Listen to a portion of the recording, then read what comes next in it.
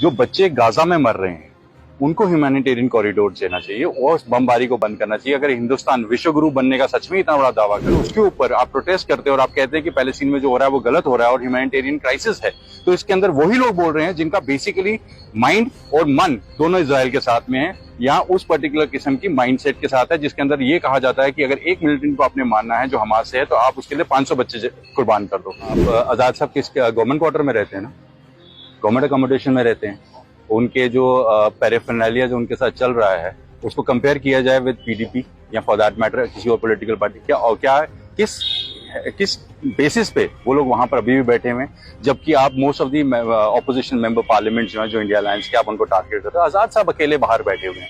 तो जो लोग ये बात बोल रहे हैं कि हमने हाथ मिलाया या हमने हाथ कश्मीर में, ऐसा कुछ नहीं है। कश्मीर में हालात पहले से खराब थे। It was a mandate of public. जो जम्मू में एक मैंडेट था बीजेपी को, कश्मीर में पीडीपी को था। उसके अंदर एक सोच डाली गई, मुफ्ती साहब की एक सोच थी कि दोनों ही खित्तों की बराबर ग्रोथ होनी चाहिए, दोनों को पॉलिटिकल रिप्रेजेंटेशन मिलना चाहिए।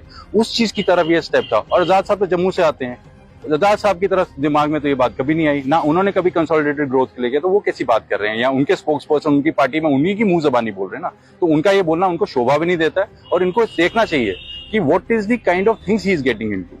क्या इसमें कौन सा कश्मीर में हालत क्या, मैं वो is he not understanding the fact कि पीडीपी तो 1999 में आई है। आजाद साहब आप तो तब भी कांग्रेस में थे, तब कांग्रेस की गवर्नमेंट भी थी, तो आप भी तो थे जम्मू कश्मीर के नुमाइंदे, तो आपने कौन सा कमाल कर लिया उस टाइम पे बैठ के। तो ये जो नहीं है, it's a collective effort that everyone has to do. Militancy के खिलाफ सबके सब है।